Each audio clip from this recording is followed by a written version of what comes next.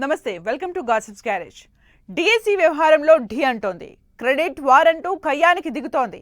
అధికార పార్టీని టార్గెట్ చేసేందుకు వైసీపీ ఎప్పటికప్పుడు ప్రయత్నం చేస్తూనే ఉంది. ఇలాంటి తరుణంలో జరగబోతున్న అసెంబ్లీ సమావేశాలు పొలిటికల్ గా మరింత హీట్ పుట్టిస్తున్నాయి. ఈసారి సమావేశాల్లో ఫ్యాన్ పార్టీ స్టాండ్ ఎలా ఉండబోతోంది? ప్రతిపక్ష హోదా ఇస్తే తప్ప అసెంబ్లీలో అడుగు పెట్టేది లేదని అంటున్న వైసీపీ ఎలాంటి స్ట్రాటజీతో సిద్ధమవుతోంది? అసెంబ్లీలో కొత్త రూల్తో ఆ పార్టీకి ఎదురు కాబోయే సవాళ్లు ఏంటి?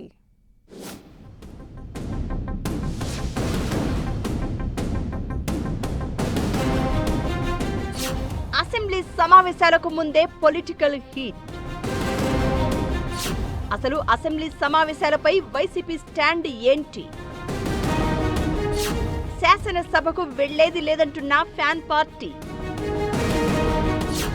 మండలిలో డిఎస్సిపై మంటలు పుట్టించే ప్లాన్. అసెంబ్లీ కొత్త రూల్తో వైసీపీకి ఇబ్బంది తప్పదా? ప్రతిపక్ష హోదా ఇస్తేనే హాజరవుతామంటున్న వైసీపీ అసెంబ్లీ సమావేశాలకు మొదటి నుంచి దూరంగానే ఉంటోంది. వైసీపీ నిర్ణయంపై రకరకాల చర్చలు జరిగాయి, విమర్శలు వినిపించాయి. ఇకటు ఈ నెల 17 నుంచి అసెంబ్లీ సమావేశాలు నిర్వహించాలని కూటమి సర్కారు నిర్ణయించింది. మరిప్పుడు నిర్ణయం మార్చుకుంటారా అనే డిస్కషన్ నడవగా ఈసారి కూడా శాసనసభకు దూరంగా ఉండాలని ఫ్యాన్ పార్టీ డిసైడ్ అయింది.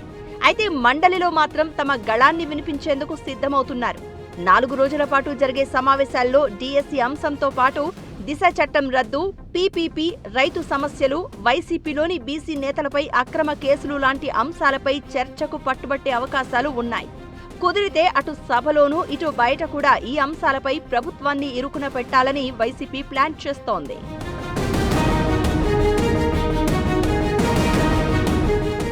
ఈసారి 4 రోజుల అసెంబ్లీ సమావేశాల్లో డిఎస్సి ప్రధాన ఎజెండాగా ప్రభుత్వంపై ఒత్తిడి తెచ్చేందుకు రెడీ అవుతోంది వైసీపీ.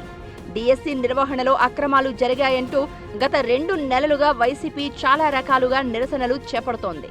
నియోజకవర్గ స్థాయి నుంచి జిల్లా స్థాయిల వరకు ఆందోళనలు కనిపించాయి.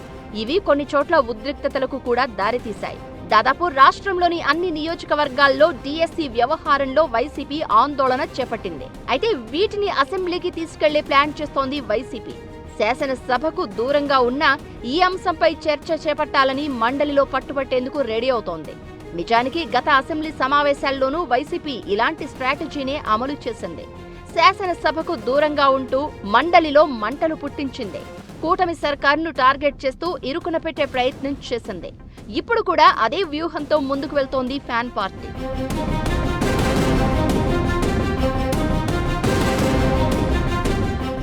ఇకటు వైఎస్ జగన్ సహా ఎమ్మెల్యేలు అసెంబ్లీకి హాజరు కాకపోవడంపై ఇప్పటికే రాజకీయ రచ్చ మొదలైంది.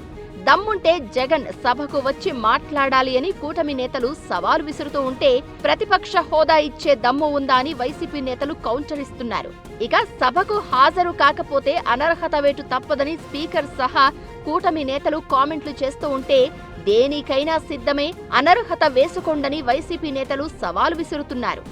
ఓవరాల్ గా గ్రౌండ్ లో ఆందోళనలతో హీట్ పెంచిన వైసీపీ ఇప్పుడు అదే అంశాన్ని శాసన మండలి వేదికగా మరింత హీట్ పెంచేందుకు రెడీ అవుతోంది.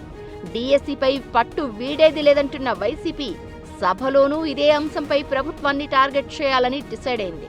మరి డిఎస్సిపై మండలిలో రచ్చ ఏ స్థాయిలో జరుగుతుంది?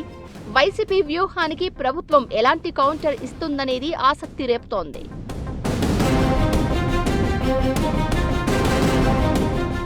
అసెంబ్లీ సమావేశాలకు ముందు స్పీకర్ అయ్యన్న పాత్రుడు కీలక వ్యాఖ్యలు చేశారు. ఈసారైనా అసెంబ్లీ సమావేశాలకు వైసీపీ ఎమ్మెల్యేలు హాజరు కావాలి అని కోరారు. అసెంబ్లీలో తమ సమస్యల గురించి చర్చించి పరిష్కరిస్తారనే నమ్మకంతోనే జనాలు గెలిపించారు అనే విషయం మరిచిపోవద్దని సూచించారు. కొంతమంది వైసీపీ ఎమ్మెల్యేలు అసెంబ్లీకి వచ్చినా బయటే సంతకాలు పెట్టి వెళ్లిపోతున్నారని ఆరోపించారు. దీంతో కొత్త విధానాన్ని తీసుకొచ్చామని, అసెంబ్లీలోని సీట్లకు కెమెరాలు ఉన్నాయని, ఎమ్మెల్యేలకు కేటాయించిన సీట్లలో వారు కూర్చుంటేనే ఆటోమేటిక్ గా ఆన్ అవుతాయని, అప్పుడే ఎమ్మెల్యే సభకు హాజరైనట్లు లెక్కలోకి తీసుకుంటామని చెప్పారు. మరి దీనిపై వైసీపీ రియాక్షన్ ఎలా ఉండబోతోందనేది కూడా ఆసక్తి రేపుతోంది. ఏమైనా సమావేశాల ప్రారంభానికి ముందే రాజకీయంగా యుద్ధం మొదలైంది.